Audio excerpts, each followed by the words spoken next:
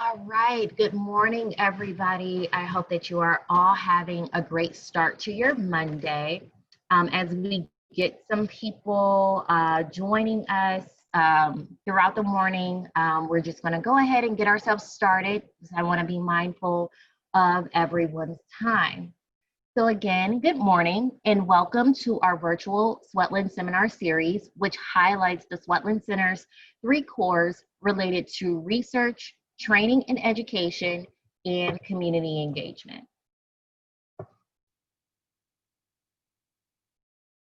Before we get ourselves started today, of course, I want to go through a little bit of housekeeping.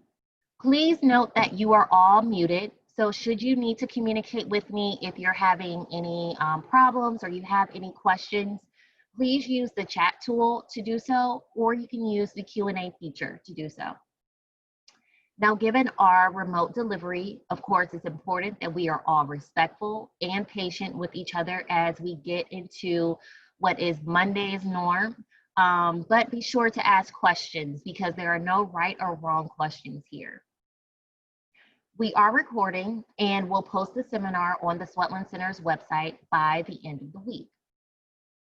Now, I know that throughout this summer, we have all missed each other and would like to say our hellos. So I ask that you please use the chat tool to let us know who you are and the organization that you represent. And once we get through that, I will actually put in an attendance link and you all can use that to let us know that you attended today.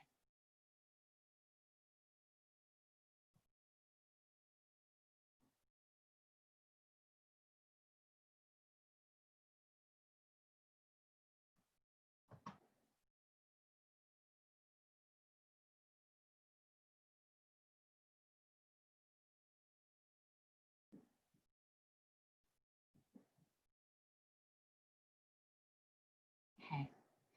So I see some good mornings from our Swetland Center. I see some good mornings from the PRC as well. Thank you all for joining us today.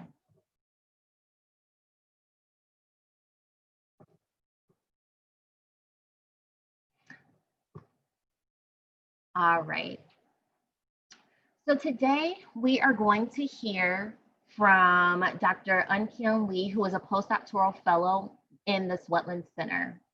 She obtained her PhD in environmental health sciences from the University of Albany State University of New York, where she worked on research that encompassed and assessing the environmental impacts associated with crop production in the US Midwest, as well as examining respiratory effects associated with residential proximity to biorefineries in New York State.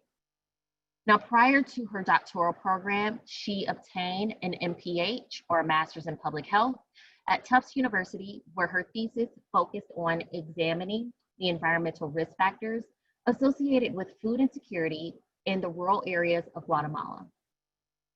Now, in her work here at the Marianne Swetland Center for Environmental Health, she has been involved in several projects, including Foodness 2.0, FM Tracks, as well as other rising projects aiming to better understand community-level environmental health disparities.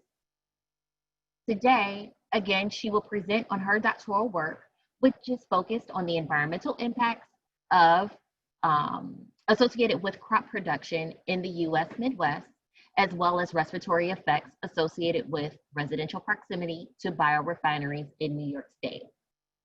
Dr. Lee will now get us started with today's presentation, so I will stop sharing my slides.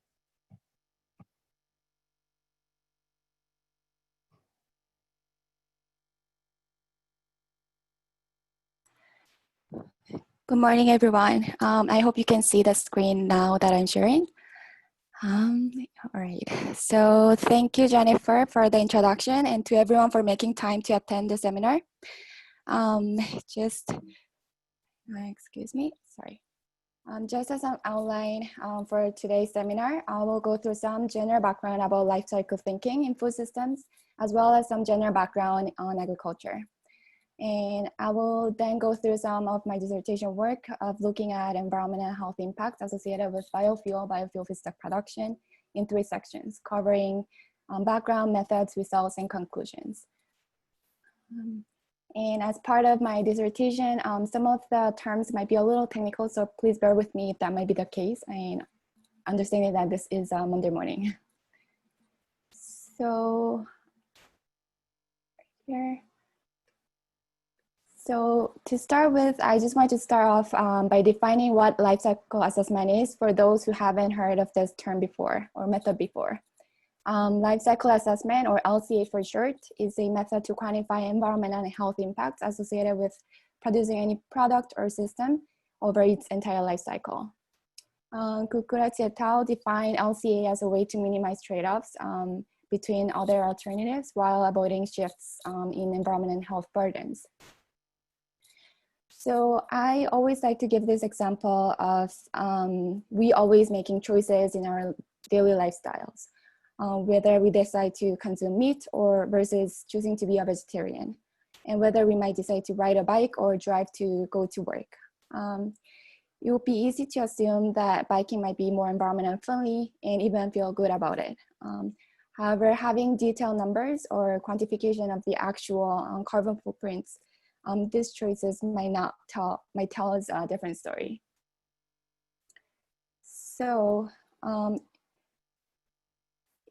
it would be easy to assume that biking might be more environmentally friendly, and sorry, an analysis in the US from Harvard School of Engineering compared the carbon footprints between riding a bike versus driving a car. If you see on the right side of the screen, you might see that the carbon footprints of a meat consumer riding a bike versus vegans carpooling are not so different. So as you can see, 65 versus 75 carbon footprints of riding a bike versus carpooling. So this is essentially what life cycle thinking is, where we consider how much of environmental impacts are produced with, let's say, riding certain kilometers by considering the entire life cycle, including the people that are riding it, as well as the materials that are involved producing either a bike or car. Similarly with food systems, similarly with food and agriculture, the question we will pose from a life cycle perspective might be, how does producing our food or agriculture affect the environment and human health? Furthermore, we ask the question, does producing crops or crop-related energy cause trade-offs to the environment and human health? And how and at what stages?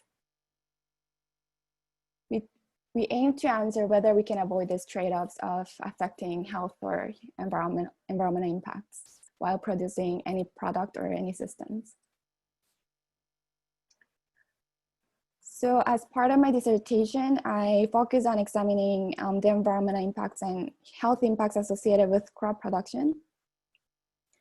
Right now, it is needless to say the vast need and demand for food more than ever. But regardless of COVID-19, it has been emphasized by FAO, Food and Agriculture Organization, that the demand for agriculture will double by year 2030 due to expected population growth from 7 to 9 billion. And the demand for corn specifically has also been expected to increase, as it not only serves for food, but also for fuel, and as well as for animal feeds. Almost 33% or 1/3 of corn is being used to feed animals, as well as being exported internationally. The US is the leading exporters of corn worldwide. Moreover, in the US specifically, the Congress has mandated annual production of 15 billion gallons of corn-based ethanol throughout year 2022, which demands significant amounts of corn production. So in the US, corn production has increased significantly ever since 1980s. And to illustrate the trends over the US of corn production, it has tripled from 5 billion to 14 billion bushels ever since 1980s. And this is particularly evident after the implementation of ESA, or Energy Independent Security Act. And corn has been, and for my dissertation, I specifically focus on corn because corn has been researched for more than 2 decades as being first generation biofuels, which means that they are food-based crops So corn, soybean, wheat, anything that's edible are considered first generation biofuels, whereas second generation biofuels are non-food based. So wood, corn, stubble, that anything that's non-edible or edible are second generation biofuels, and third generation biofuels are algae based. So studying corn is more stable, as in that we can identify better the research gaps and even compare the results with previous studies. More specifically to the Midwest, Midwest region is where more than 87% of corn and soybean are being produced and have been associated with very well-known environmental impacts, such as hypoxia in the Gulf of Mexico. On the right side, you can see map due to nutrient releases, and as well as greenhouse gas emissions associated with crop production. In fact, about 10% of total greenhouse gas emissions in the US are derived from agriculture. And this not only has environmental, but also health and economic costs with, for example, loss of fisheries that eventually affects the economy as well as health and other valuable sources. In addition, recent studies have shown that these impacts are likely to worsen with climate change. So for the first part of my dissertation, I focus on, or I examine further these environmental impacts associated with corn production in the Midwest. And just a little bit of background, or just a little bit of introduction of the current knowledge gaps in this area. There has been previous studies that have examined the environmental impacts associated with corn production in the Midwest. However, especially in temporally explicit environmental impacts examining multiple years are lacking, which are critical to derive any conclusions for policymaking or intervention strategies based on trends. So a few studies have examined these impacts in the Midwest. However, these were based on state or regional level.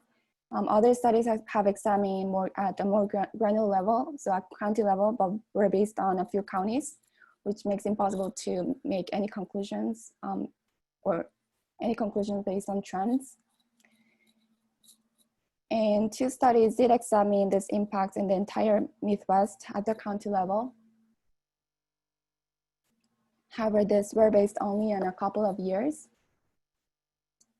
So for this study, we examined the entire Midwest in all states. So there are about 800 to 10,000 counties in the Midwest for a 9-year period for several impact factors or several environmental impacts. So to examine the environmental impacts, we conducted life cycle assessment, as I mentioned in the first slide. And basically life cycle assessment, there are 4 basic steps. So it's composed of goal and scope of creating or developing a life cycle, detailed, robust life cycle inventory, life cycle impact assessment, as well as interpretation of results. And this LCA approach or methods follows the ISO standards, which means that it is a recognized and validated procedure by the international research community. And for the goal scope, for LCA, it's important to define the system's boundaries. So which part or which systems we are going to quantify the emissions. So in this case, we focus on cradle to farm gate, meaning that we only focus on the emissions of producing crops prior to delivering crops to consumers. So only focusing on the production part and not the delivery part. And the functional unit was 1 kilogram of corn.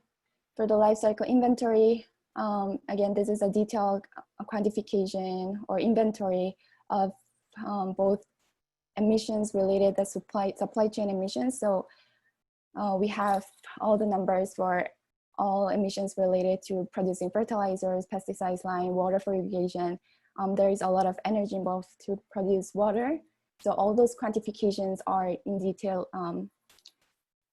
It's been created, an inventory is created for those emissions by county and by year.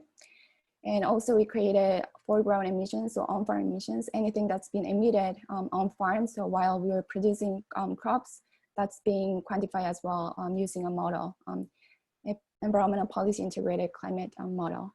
And that really basically simulates what the actual on-farm emissions would look like on site. So again, this just are the details. So using EPA Tracy model, because we have different emissions from different stage contributions, so that we have one single unit so we can compare, so that we are not having apples and oranges to compare. We have this unit factor or characterization factor that will convert all of these emissions into one single unit.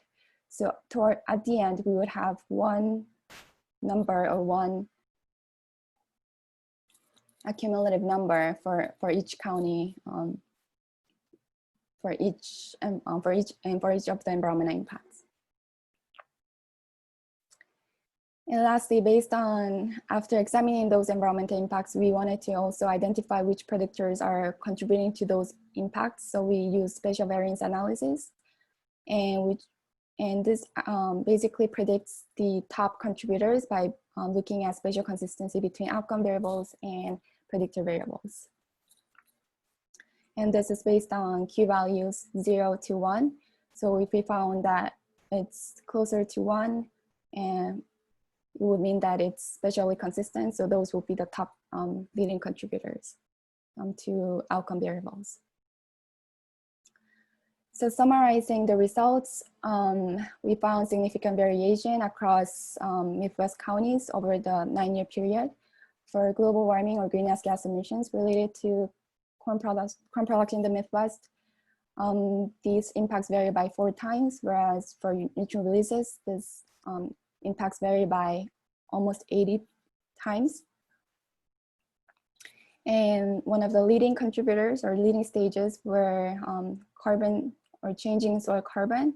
And this might be because it's crops and it's more like plants. They absorb carbon or CO2. So that might have influenced that might have been one of the leading factors, as well as nitrous oxide. And this might be due to the use of nitrogen oxide, nitrogen fertilizers. For eutrophication factor, eutrophication impact, one of the leading factors were nitrogen phosphorus runoff, and this might be excess use or imprudent use of nutrient or nitrogen, fertilizers. And also we examine, based on spatial variances, we examined which top contributors were associated with or contributed to the environmental impacts, and we found soil, the texture, so whether it was finer or granular, influenced how much of greenhouse gas emissions or eutrophication was emitted, as well as the amounts of nitrogen fertilizers and also the amounts of precipitation. So in summary, we found that there was significant variation in the environmental impacts across Midwest. This would not have been possible to observe just based on a few counties. So having this large scale assessment allows us to identify hotspots as well, and as well as opportunities to mitigate these impacts. And because we found that there were variation, interventions, we found that interventions should be location specific. And also because we found that there were some top contributors, such as climate. We found that increasing awareness of climate that might be contributing to environmental impacts, such as prudent time of applying fertilizers. So if we expect that there might be heavy rain, if we know that there will be heavy rain, then perhaps suggesting to apply fertilizers after the rain would be a solution to look into, as well as policies that are related to soil. Although soil is an important factor or significant influence in mitigating greenhouse gas emissions or eutrophication impacts, there isn't currently a policy or interventions that are focused on soil. So really emphasizing the improving soil quality might be another solution. And also we know that we have identified top top counties that have high eutrophication factors or impacts. So really focusing on those counties to place vegetative buffer strips. So on the right side, you can see that there are like bright green strips that are surrounding the lakes. So focusing perhaps on those counties that have those impacts high, to put the strips so that runoffs would be prevented and not go into the lakes to not go into the lakes. And to move further, I examined the future environmental impacts associated with crop production, but under different climate scenarios. And this quote that I found from your Climate Connections perfectly describes my second part of the dissertation. And it says that food production isn't just being affected by climate change, it's actively contributing to climate change. So this creates a vicious cycle.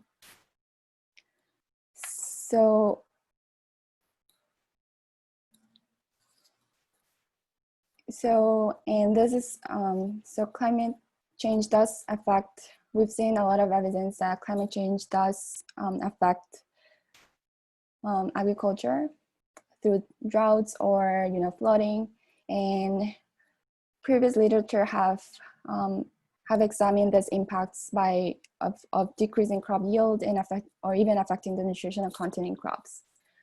However, although this has been studied, the assessment of these impacts, environmental impacts from crop production, are less addressed.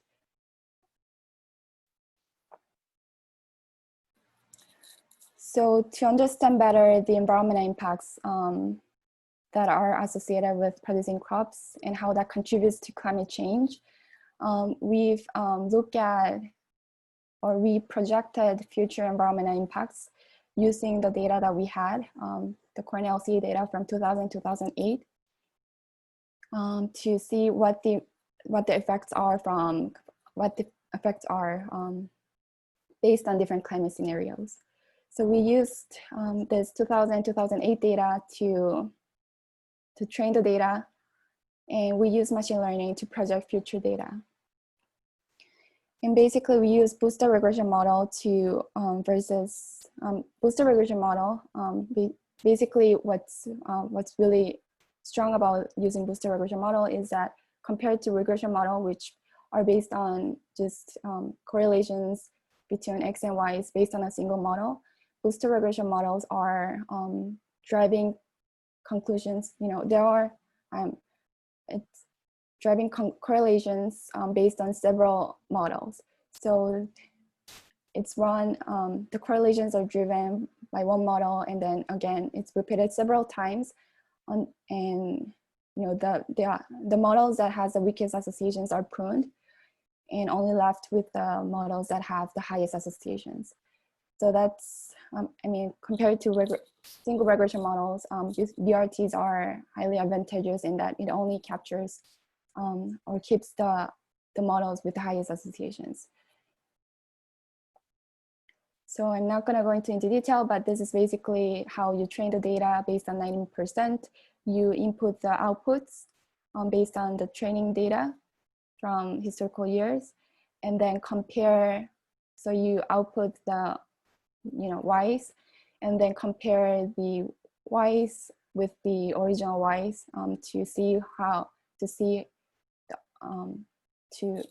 the goal is to have the high R-square values. And so that would be that would yield the best predictive model. And if we don't get good predictive model, we do the process over and over again until we get the good model. And again, and based on the best predictive model, we input future climate data into the model. So we input precipitation and temperature into the model for future years. So we focus on 2022 and until the end of century to predict future impacts for 2022 and 2100 based on different scenarios.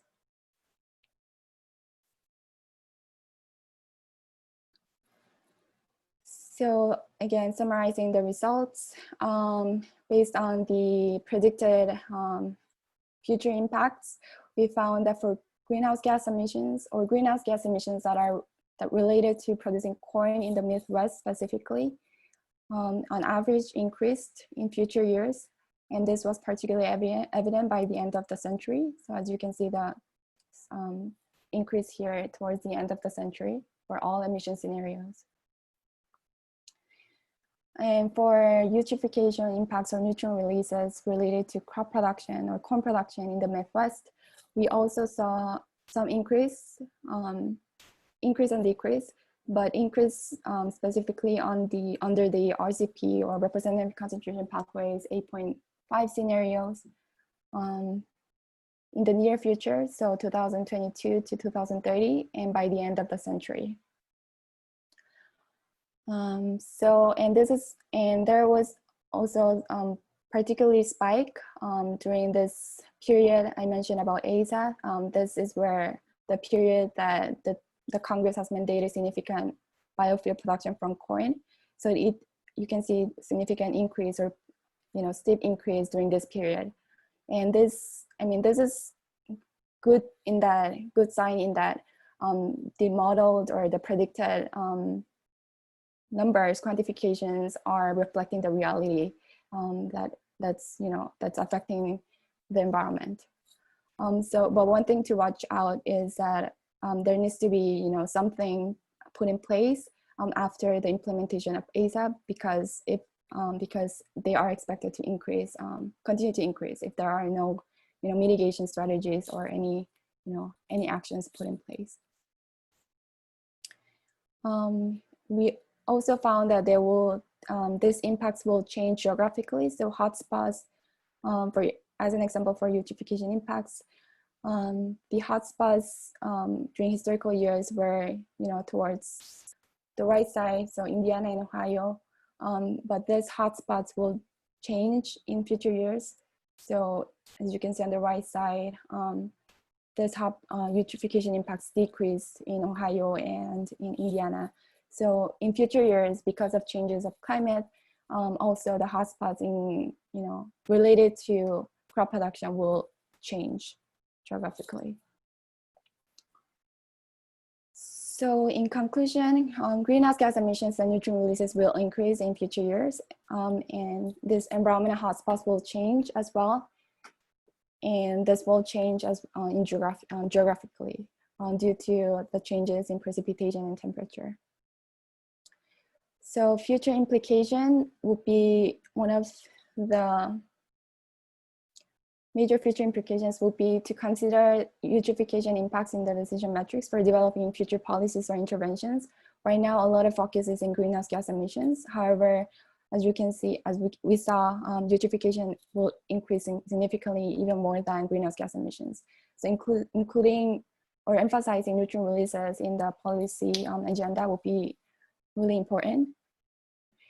And also like targeting specific counties. So we found specific hotspots in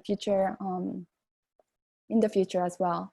So for example, we created different scenarios of, identifying top 10 polluting counties. So we examine or quantify the total eutrophication impacts without the 10 polluting counties. And that really resulted reduction in eutrophication by 32 to up to 66%. Whereas the eutrophication impacts without the bottom 10 polluting counties only reduced less than 1%. So really targeting these two types of counties, so the top 10 counties and bottom 10 counties for intervention strategies or policies will be critical. And this can be, maybe focusing on or targeting, bottom 10% counties to produce corn versus focusing on top 10 counties to, to place buffer strips because those had high eutrophication impacts. So these are some of the conclusions that we came up with after identifying top 10 polluting counties.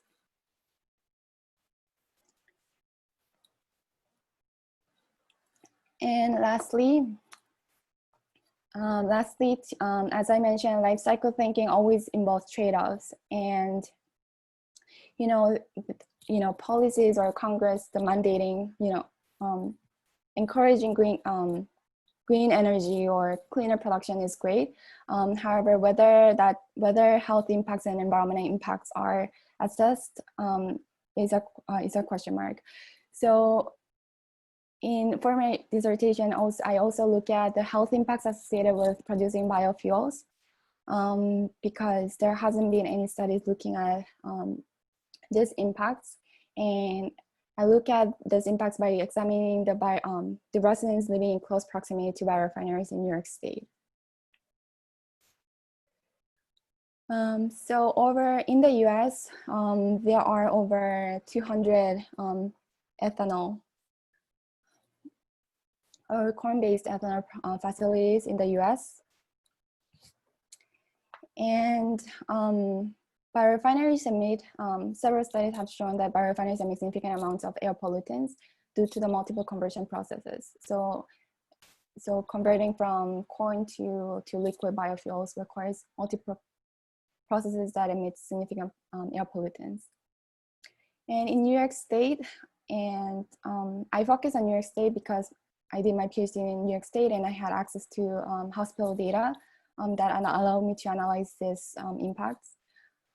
In New York State, the governor had proposed increase in electricity to up to 70% to renewables by year 2030, which means that we expect more biorefineries to be developed.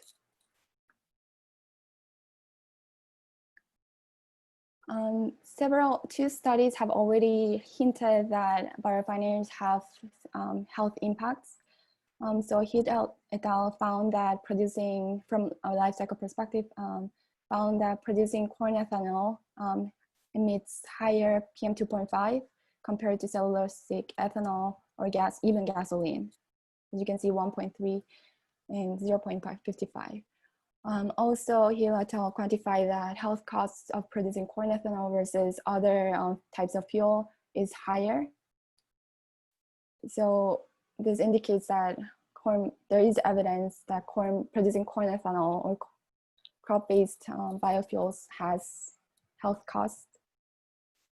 And Sengupta, another study found similar findings, that there were higher health impacts associated with air pollutants that were associated from producing biofuel versus gasoline. However, there hasn't been any epidemiological study before to examine these impacts associated with biofuel. And without epidemiological studies, it's really hard to understand which segments of population are affected the most, even at which distance, or whether this varies by seasons. So there are limitations that we can understand without any epidemiological studies. So to address those gaps for the study, we conducted a cross-sectional study focusing on 2011 to 2015 in New York State. We focused on the study population were New York State residents ages 1 to 85. And we selected 15 sites, 15 biorefineries producing different types of biofuels that were operational during 2011 and 2015. We chose residents living within 10 kilometers from those selected 15 biorefineries, and they were considered as exposed populations. We selected another 15 biorefineries, and this is not shown in the map, that were considered unexposed populations. And we also had 10 kilometers within within the center of a census tract, capturing those population. We matched the exposed population with unexposed population by median income ranges. So they had similar income ranges, and this was to avoid selection bias that might be related to geographic locations. The outcome was emergency department visit with primary diagnosis of 4 respiratory subtypes: chronic bronchitis, emphysema, asthma, and COPD. And this was based on New York State Sparks data. This is the mandated data from New York State, and it has information of hospital admissions, discharge data, some basic demographic information, and addresses of the patients. And the study was approved by the RRB was approved by SUNY Albany. For the exposure, we had two exposure measurements based on proximity, so based on straight lines, just based on distance. And the second part was model simulated air pollutants of PM2.5, NO2, and SO2. And we captured these air concentrations with a spatial resolution of 1 kilometer to 1 kilometer. So we basically geocoded, the geocoded households of cases were linked or overlaid to geocoded biorefineries and the modeled air concentrations for the statistic analysis. For the statistic analysis, we just conducted descriptive analysis, just basics, assessments. We conducted Poisson to understand the associations. And we adjusted for race, age, sex, smoking at the county level, the background air pollutants, and as well as temperature and relative humidity. And here are the results of those of the study analysis. So we found that there were, in terms of age distribution, the average age was 30 in the study population in both exposed and unexposed areas. We found that there isn't many significant difference between exposed and unexposed population in terms of age. As you can see, the proportions or the percentages are similar. And same for sex. However, for race, it was very interesting to find that there was significant difference among of Black and African Americans compared to whites. So in the exposed areas, again is those residents living within 10 kilometers from biorefineries. In exposed areas, more than half or 54% of the population were Black African Americans, whereas only 13% were white residents. In unexposed areas, about 37% were Black African Americans, whereas only 30% were white residents. There isn't much difference in unexposed areas among different race. And this is, it's important to note that unless it's, unless previous studies are based on, Superfund sites or anything that's related to industries, most studies, the majority of the population are white residents. So, just based on the demographics, you can see significant racial disparities that exist of living within, that are related to biorefineries. We also found that as hypothesized that biorefineries closer to air concentrations closer to biorefineries are higher. So as you can see on the left side, the dots are biorefineries, and red would be higher versus blue would be lower. So you can see a trend that it decreases with distance. And just a small note that nitrous oxide were the highest compared to other air pollutants. And so in terms of associations, we found that living within 10 kilometers were significantly increase the risk of developing respiratory diseases. However, living beyond 10 kilometers from the biorefineries was not associated with developing respiratory diseases. And you can see even a dose response relationship between the model air pollutants and distance as well. We also found that based on the two different methods, we also consistently found that living within closer to corn and soybean biorefineries were higher compared to wood.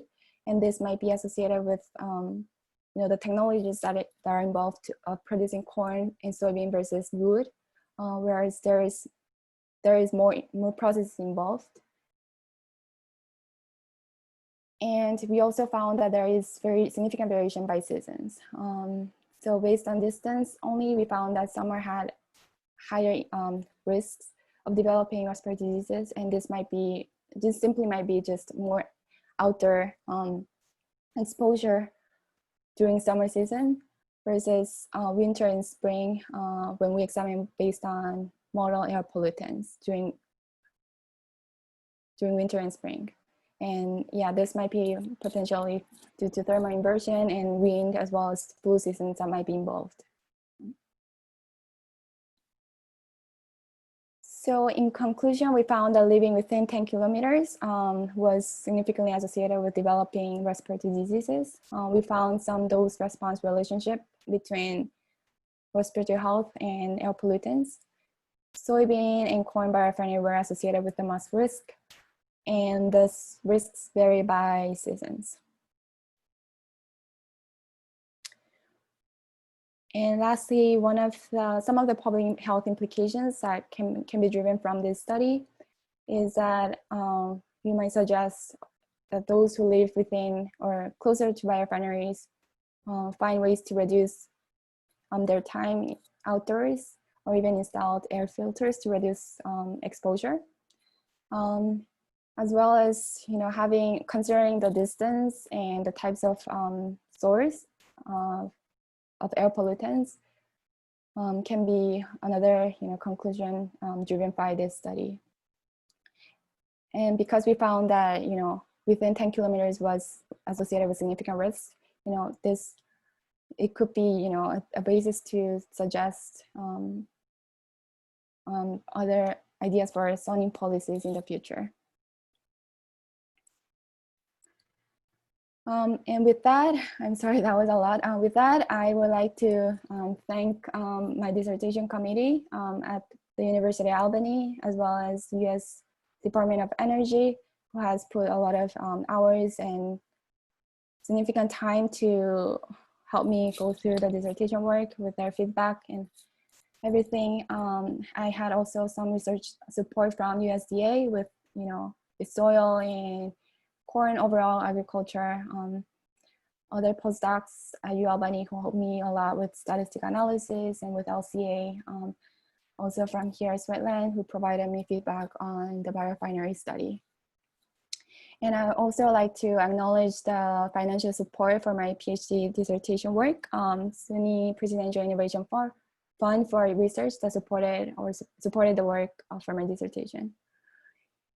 And lastly, I would like to thank the Swetland Center for having me here and for allowing me to continue my research from shifting from environmental impacts to more community-based research.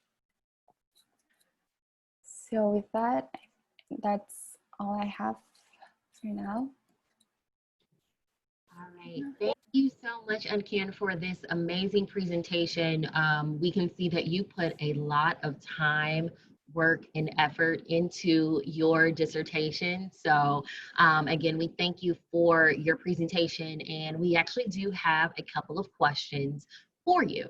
So again, I'm going to let you stay on your slides just in case you need to reference anything.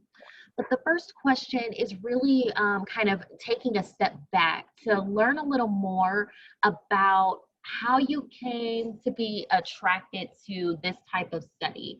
What in your background or what in your experiences initially led you to studying biorefineries and biofuels? Yeah, so thank you for the question. And that's always in back of my head, like asking myself, like, why am I studying this and why am I doing this right now? Like, that's always in the back of my mind. And one of the, I mean, I started, I mean, one of the my main motivation of studying biofuels or clean energy is actually started from international, traveling internationally. And so a lot of developing countries, for example, in Guatemala, there is a lot of people who are exposed to indoor pollution, and even outdoor air pollution. And this, people are exposed to air pollution, like dirty clean energy. So I simply had that, just thought, that thought of having, progressing research on with that train of thought of, you know, providing solutions for maybe indoor air pollution, or providing, practical ways to decrease exposure to poor air quality that are related to energy. So while doing that, that has sort of kind of skewed me or led me to studying biofuels and cleaner energy. And that also led me to life cycle assessment. So it has led me to another, even another field. But that's basically my main background, or my main motivation that led me to this point. Awesome, thank you. I really enjoyed being able to kind of see how you transfer your skills from what you did during your dissertation to kind of your work that I know that you're doing with Foodness 2.0. So it's interesting to see the linkage between two kind of really different topics, but seeing that there is some synergy between them. I have another question, and it's in regards to if you could design an intervention study based on the results that you found, what would you recommend as targets? And are there any specific contexts to focus on or populations to focus on? And another part of that is how would you communicate this type of intervention and its perspective with policymakers, regulatory agencies, nonprofits, or other groups that may be able to help stimulate target improvements in field drainage, vegetation, and fertilizer timing? Yeah, so I think I'm gonna answer the question based on biorefineries first. So I think at the stage that we are at, since this is a baseline knowledge or a baseline study, I think, having more studies that would provide more evidence that maybe biorefineries does have effect on health, and these are specifically to certain segments of population. We saw, based on my study, there were Black African communities. So providing more evidence and, more scientific evidence to,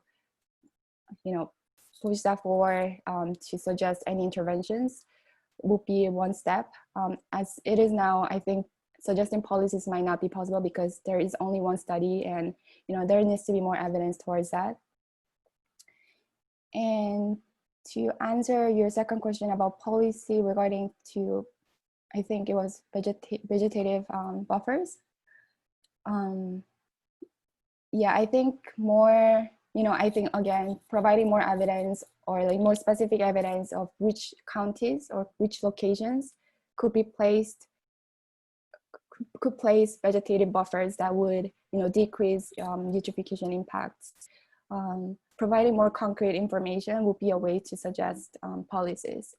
And I mean, I think engaging with, Paul Adler from USDA and other people who have more, more authority and who can voice these results, and more publications to validate these findings could be one way to push towards policies.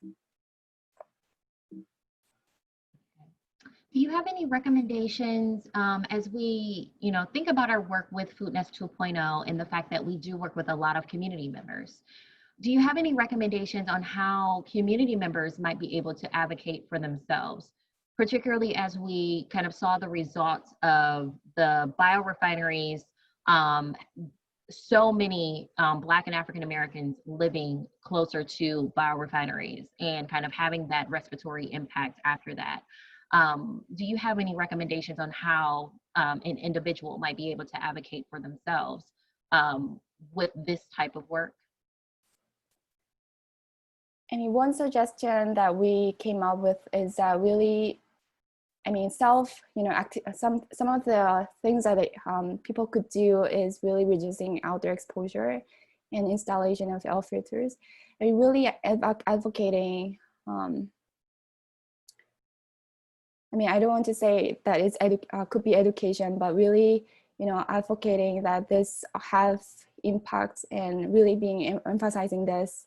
I mean, the people could use this as, as scientific evidence to advocate for themselves.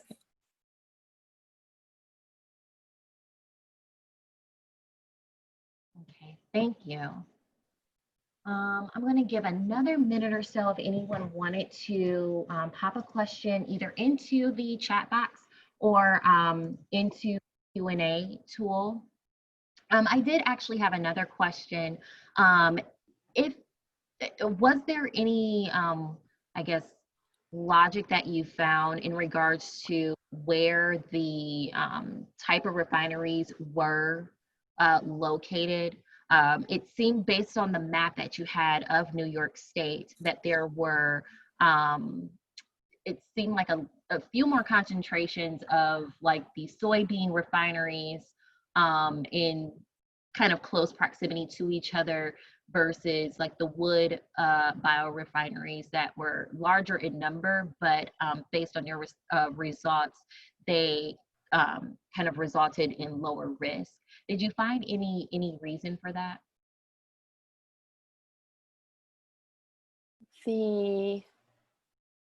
Just kind of in regards to where they're located. Yeah, so they are sparsely located in rural areas. For example, corn. These are pretty rural areas, and then these are obviously New York City, Brooklyn, or Rhode Island. So I'm not sure if that has to be related with specific types of crops, or it just happened to be. But the one thing is the for sure thing is that they are increasing. So this on the right side, on the Rhode Island side, it was just developed in 2000, I think 14. Well, that was quite a while ago, but in 2014. So their biorefineries are increasing in every part, and I think, I mean, this area for soybean, it's pretty populated area. So I think there is no discrimination in where they are being placed. And there are not like policies that prevent or regulate where these biorefineries are being placed. So that's something that should be emphasized for like future placement of biorefineries. All right. Well, I want to thank you again so much for your time in this presentation. And again, it's really interesting to see how you have kind of transferred your knowledge, skill, and expertise really from your doctoral work and kind of really focusing on three big pieces and transferring those skills over to something that's a little more, as you said, community level and with the work of Food Nest, but also just your work throughout the Swetland Center. So I want to thank you again. And okay, awesome. I'm going to reshare my screen for everyone. All right. So just to continue going, we are going to have some more upcoming seminars. Our seminars are every month on the last Tuesday of the month. So again, today we heard from Dr. Kyung Lee in regards to her dissertation work in biorefineries and biofuel production in New York State. This seminar is being recorded. So not only will the recording of the seminar, but a few of the articles that she referenced in her presentation today will be added onto the Swetland website. Next month, we will hear from our very own Dr. Tim Chutowski in regards to dietary inflammation, index within SNAP users. So another Foodnest 2.0 team member and all around Swetland extraordinaire with all of the work that he does within the center. So really excited to hear from him. And then following up in this fall, we have two larger presentations, one from Dr. Aparna Bol in September, and then one from Dr. Andrew Beck in October. As a reminder, all of our seminars are now going to be virtual. So you all will receive updates from me in regards to the registration process for all of our seminars. But if you ever have any questions, please feel free to reach out to me and I can answer any questions that you have. I want to thank you all, both our presenter, as well as our attendees today for your time. And I hope that you all have a wonderful Monday and a wonderful rest of your week. Bye, everyone.